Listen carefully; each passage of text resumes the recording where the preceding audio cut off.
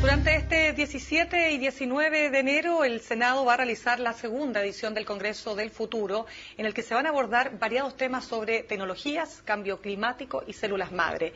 Uno de sus invitados será el juez español Baltasar Garzón, que ordenó la detención de Augusto Pinochet cuando se encontraba en una clínica en Londres en 1998.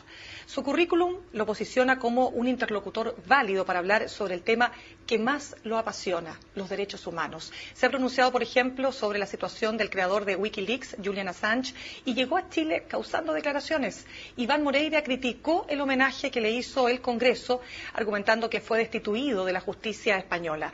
Queremos hablar de todos estos temas y por eso estamos esta noche precisamente con el juez Baltasar Garzón. Baltasar, muchas gracias por acompañarnos aquí en CNN Chile. Muchas gracias.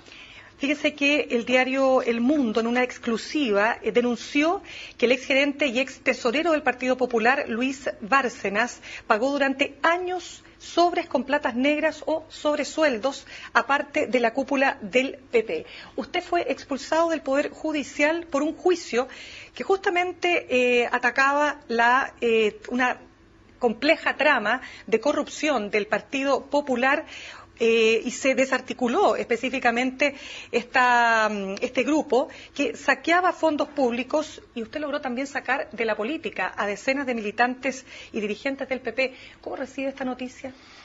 Bueno, este señor Luis Bárcenas fue una de las personas en las que yo elaboré una serie de resoluciones y indicios en las que constaba la posible implicación en los hechos y después el Tribunal Supremo así lo entendió, pero después el juez que continuó el asunto lo sacó y sin embargo ahora aparece esto. Las decisiones que yo tomé y que ahora insisto y digo que repito y que reitero porque se ajustaban a la ley, aunque el Tribunal Supremo no lo entendió así, buscaban precisamente la localización de esos fondos, la de evitar que los principales responsables de la trama se pusieran de acuerdo a través de abogados en la prisión y ahora se ve el resultado de que 22 millones de euros han aparecido en Suiza y que al parecer, según se publica en los medios de comunicación, a partir de hoy había sobresueldos, había pagos fuera de la legalidad a miembros de ese partido. En cualquier caso, lo que demuestra esto es que la corrupción tiene que ser investigada frontalmente con todas las energías. Eso es lo que durante mi vida profesional he intentado hacer y sigo haciéndolo ahora desde otro ámbito. Ahora, usted fue sentenciado justamente por el Tribunal Supremo de forma unánime, el Tribunal Supremo español, acusándolo de haber laminado los derechos de la defensa por interceptar comunicaciones telefónicas entre los abogados defensores y los clientes que se encontraban presos.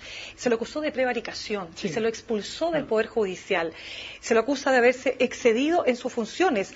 Yo quiero saber, ¿qué pasó ahí? ¿Efectivamente usted se excedió en sus funciones? No, en absoluto no. ¿Por qué no? La sentencia ha sido la excusa para conseguir que yo esté fuera de la carrera judicial. ¿Y cómo se explica la unanimidad de la sentencia? Bueno, es evidente, no podía haber discrepancia. ¿Por qué no? Si se toma una decisión desde mi punto de vista que estaba ya realizada, la unanimidad es el argumento principal. Pero es que el problema ya no es ni la unanimidad ni la mayoría, es que no existía ni existe ese delito por el que se me condena a mí. Se decía que solo se podía interceptar en casos de terrorismo. No es así. Ese no fue de la discusión y hay jurisprudencia del Tribunal Supremo que dice lo contrario. Entonces, que tampoco fue citada alguna sentencia del propio Tribunal Supremo en ese sentido. Bueno, se explica por muchas razones que serían complejas de avanzar en una entrevista tan corta como esta, pero en síntesis es de alguna forma mi posición, mi actividad, mi forma de actuar dentro de la justicia, siempre en una misma línea de independencia, en una interpretación determinada. Parece ser que no que no convencía. Claro, porque aquí hay una interpretación. Definitivamente los jueces sabemos que la justicia trata y logra, digamos, en muchos casos resolver situaciones a partir de la interpretación de las leyes, ¿verdad? Sí, pero por eso le pregunto. Por eso, porque por interpretar una norma no se puede cometer un delito de prevaricación. Pero por lo mismo, entonces usted está diciendo que el Tribunal Supremo de su país lo juzgó por razones externas a lo judicial. No, yo respeto absolutamente el sistema judicial. Correspondía ser juzgado por el Tribunal Supremo, me defendí en la medida que pude hacerlo, se me limitaron gravemente los derechos de defensa, a mí sí, no en el caso Gürtel, y lo que digo es que la sentencia, desde mi punto de vista, estaba ya predeterminada. ¿Pero predeterminada por otros hechos que se fueron acumulando en su contra? No, por otras razones, no por hechos. Perfecto, ¿y esas razones serían políticas también? Sin lugar a dudas. O sea, usted dice que el tribunal operó también Bueno, con... ahí está, ¿no? Es decir, se conjuntaron tres causas simultáneamente. Una de ellas estaba archivada y se reactivó, se mantuvo 2 años y exactamente se archivó por prescripción el día de antes de la sentencia. El juez que instruía esa causa también me juzgaba simultáneamente en la otra. La del franquismo se absolvió a continuación. Se pusieron los juicios en razón inversa a cómo se habían producido los hechos. Se ralentizó la tramitación de unas causas, se agilizó otras, se me ha negado el recurso de apelación. Casos iguales han sido tratados de forma desigual. El juez que continuó mi instrucción ratificó mis medidas y las amplió. Jamás lo han investigado, jamás lo han juzgado, como tampoco a los fiscales, a 5 fiscales que opinaron exactamente igual que yo. Y cuando aportamos datos de que esto era así y de que nunca jamás se violentó el derecho de defensa, tampoco dieron respuesta a ello.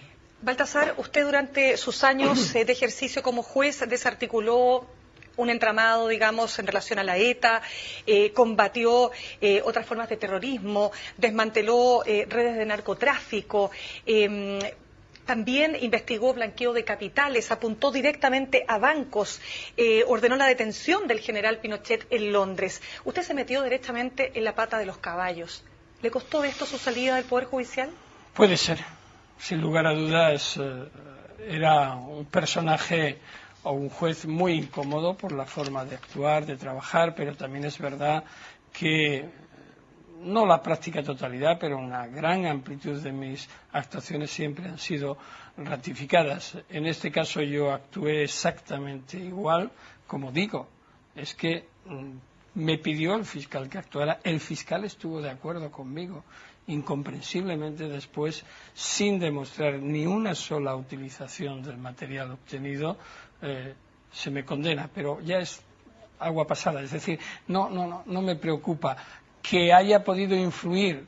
Bueno, yo creo que no les gustaba una forma determinada del juez de instrucción y de investigación que yo representaba. Además, así lo dijeron, ellos mismos lo dijeron. ¿Asumen alguna parte que se excedió en los límites? En este caso, en general. No, en el caso concreto por el que se me ha juzgado y condenado, reitero que no. Es decir, absolutamente no, y espero poder demostrarlo en su momento. En otros casos, cualquier juez se puede equivocar. ¿Cómo voy a ser yo tan pretencioso de decir no me he equivocado? Pero si me he equivocado, yo creo que lo que corresponde, y así ha pasado muchas veces, o algunas veces, se somete al control superior, se revoca la decisión y ya está. Baltasar, vamos a hablar de los temas del franquismo, pero quiero entrar directamente en un tema que nos convoca a todos como chilenos, y es el caso Pinochet. Pinochet murió sin haber estado un solo día preso por todos los crímenes que se le imputan. Usted ha sido el único que ha logrado mantener en detención, digamos, al ex dictador, tenerlo detenido en Londres durante un tiempo importante. Usted solicitó al gobierno británico la extradición y finalmente el gobierno no accedió a esto y Pinochet volvió a Chile sobre la base de que no estaba en condiciones mentales de poder resistir un juicio. ¿Qué fue lo que lo llevó a usted específicamente a tomar la decisión respecto de mantener a Pinochet detenido en Londres y pedir su extradición? La decisión proviene de la investigación que se estaba adelantando sobre el Plan Cóndor.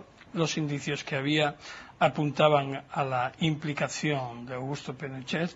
Cuando se me informó que estaba en Londres y que marchaba a Santiago de Chile. La decisión que ineludiblemente tomé, porque no podía abandonar de esa forma a las víctimas en ese momento, fue ordenar la detención de Augusto Pinochet. Se accedió a ella, durante 503 días estuvo detenido en Londres. La extradición judicialmente la ganamos, se ganó, y políticamente hubo una decisión del gobierno británico de devolverla. Pero es importante resaltar que, aunque la justificación fueron los informes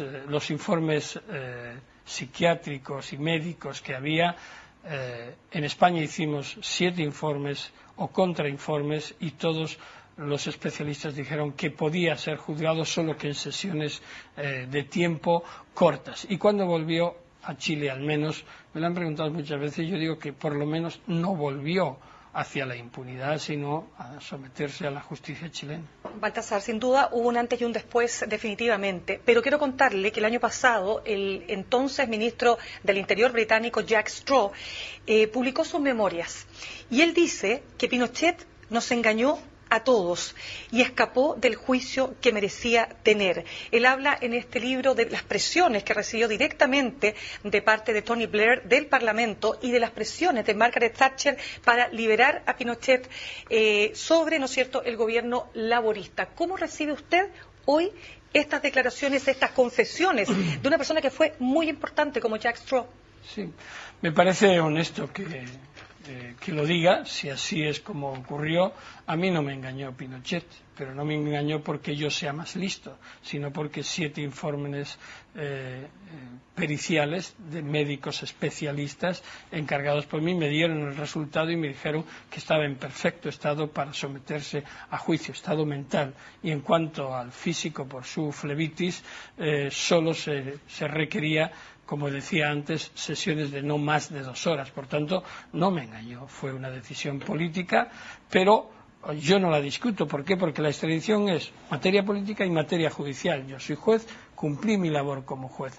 Los políticos que tomaron la decisión, pues me parece bien que se lamenten si se sintieron engañados. Lo que ocurrió después creo que fue lo que debía de suceder en Chile, que se abrieron los procedimientos, se desaforó al senador Pinochet y se procedió a investigación de las causas. Si no fue sometido finalmente a juicio y condenado es porque falleció. Por tanto, podemos hablar de si hubo celeridad o no, si hubo dilación judicial o no, pero conociendo al juez Guzmán, creo que hizo una labor muy buena y comprometida para que se impartiera justicia. En este caso y en el caso de los crímenes del franquismo, usted aplicó el principio de la no prescripción de los delitos de lesa humanidad, y en el caso puntual de Pinochet usted aplicó el principio de la jurisdicción internacional. Vamos a hacer una pausa. Al regreso seguimos conversando con el juez Baltasar Garzón. Con el juez español Baltasar Garzón. Baltasar, yo le decía a usted y le planteaba que lo que se aplicó en el caso de las violaciones de los derechos humanos en Chile, justamente respecto de aquellas personas que están desaparecidas, es el secuestro permanente, y además de ese punto que ha permitido llevar a juicio y condenar a responsables de graves violaciones de los derechos humanos, usted también, respecto del caso Pinochet, aplicó otro principio que es el de la jurisdicción universal. Entonces, en este caso puntual, ¿por qué no fue posible que usted pudiera seguir adelante con la investigación por los crímenes del franquismo y por las desapariciones del franquismo? Bueno, el principio de jurisdicción universal es el que acoge la posibilidad del proceso. La calificación jurídico-material de crímenes permanente se produjo en los casos de desaparición forzadas para Chile o para Argentina, y también es la misma que, amparado en la misma doctrina, califiqué cuando me correspondió investigar los crímenes franquistas. ¿Por qué en España no avanzó la investigación sobre los crímenes franquistas? Pues yo le diría que, uno, porque el Tribunal Supremo decidió de forma categórica que no siguiera adelante después del enjuiciamiento mío, es decir, se investigó al juez, no los crímenes.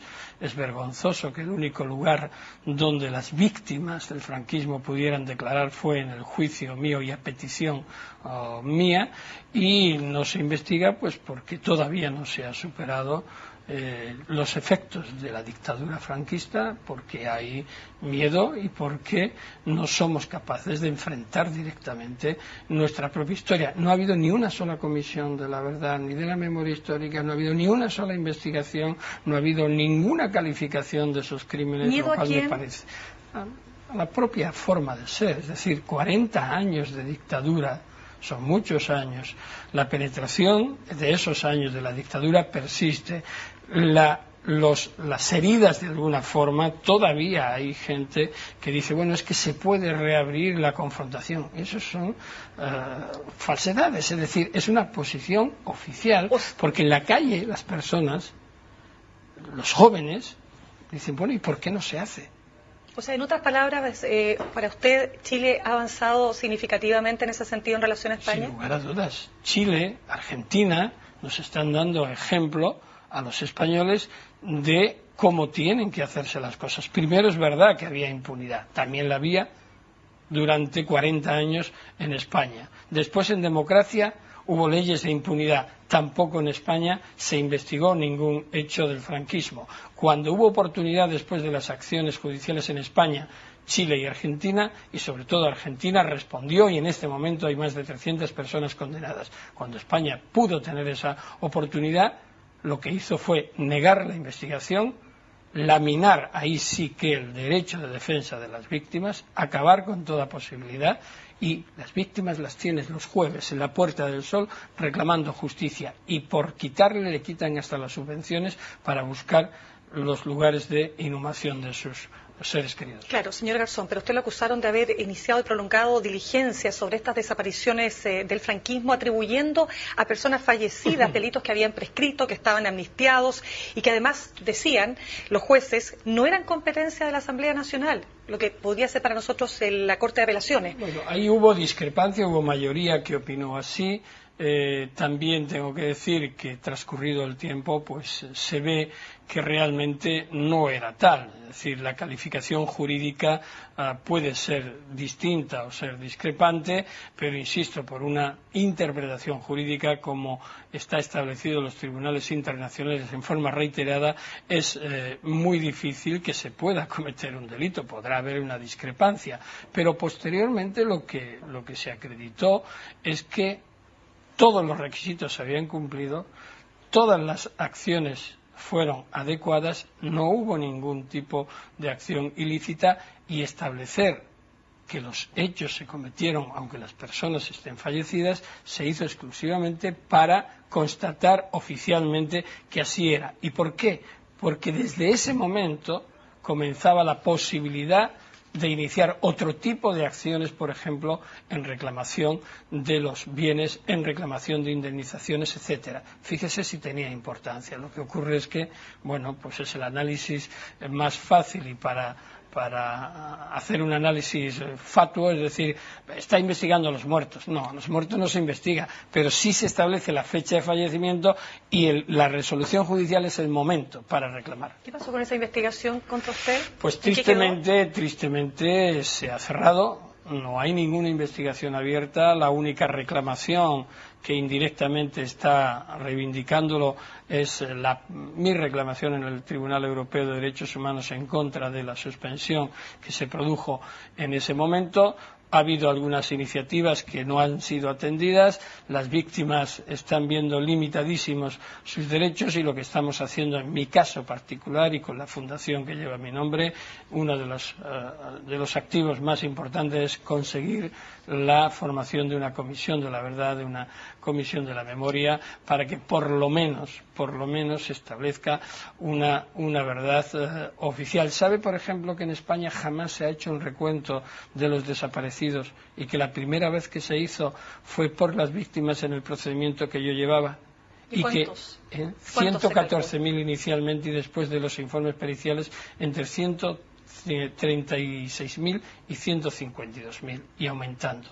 Ni un solo registro oficial. Eso es vergonzoso. Baltasar, quiero llevarle otro tema. Usted lo acusaron de rechazar una querella en contra de un banco que lo había financiado. Ahí hubo una serie de acusaciones de cohecho, también de prevaricación, en fin.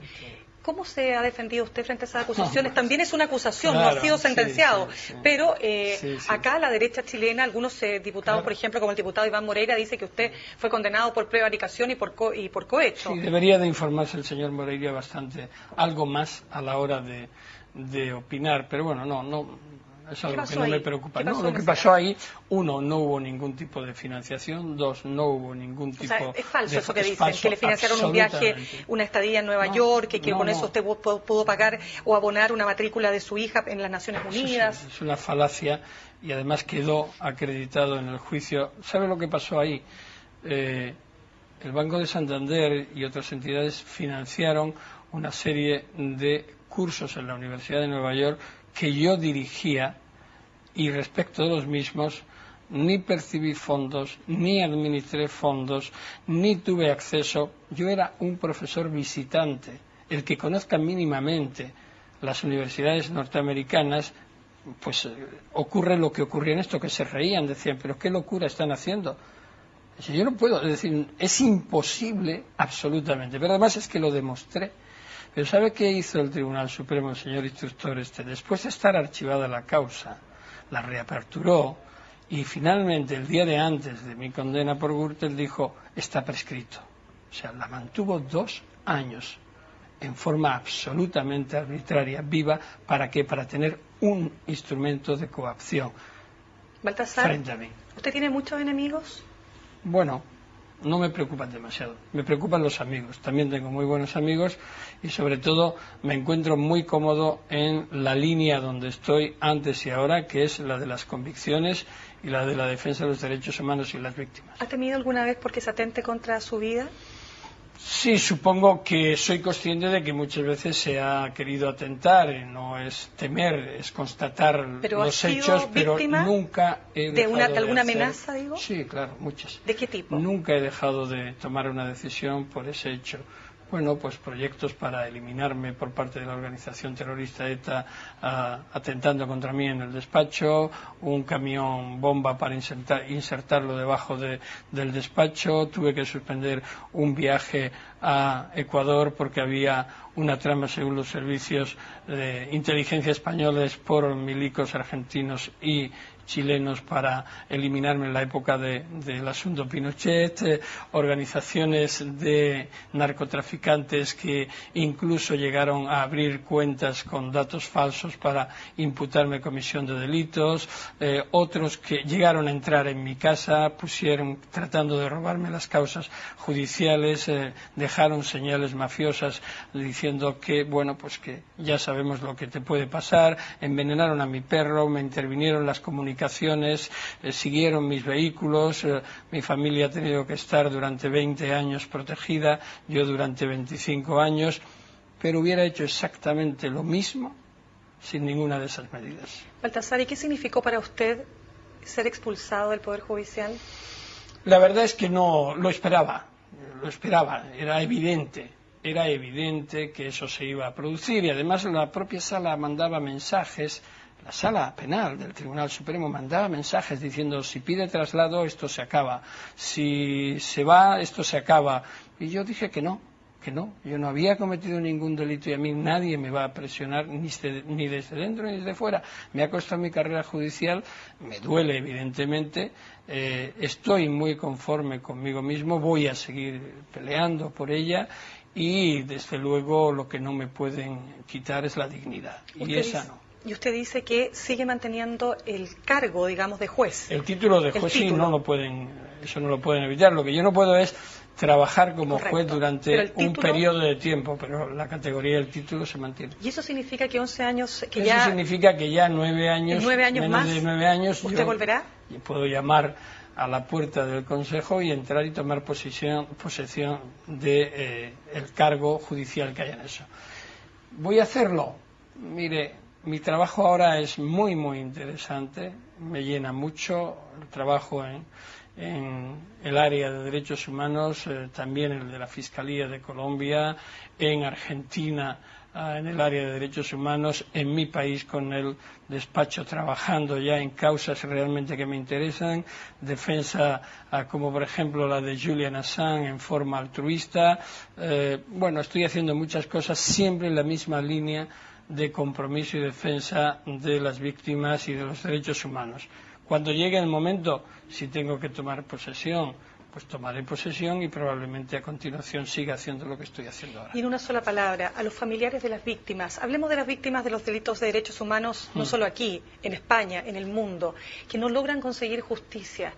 ¿Qué puede calmar a una persona que ha sido víctima de aquello? Es difícil que haya algo que la calme, es solo la respuesta, las respuestas desde la justicia, la reparación desde las instituciones, es decir, desde aquellos organismos que pueden hacer algo para paliar ese dolor, lo pueden hacer. Pero desde mi punto de vista, respecto a las víctimas, yo lo que tengo que decir es que debo de darles las gracias siempre porque me han permitido no solo ejercer la función judicial, sino sentir realmente lo que es la función judicial en ese mecanismo de defensa de los derechos humanos que muchos jueces desgraciadamente no tienen.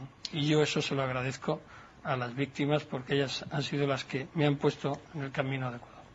Magistrado Baltasar Garzón, muchas gracias por acompañarnos esta noche. Gracias. Continúen ustedes en sintonía de CNN Chile.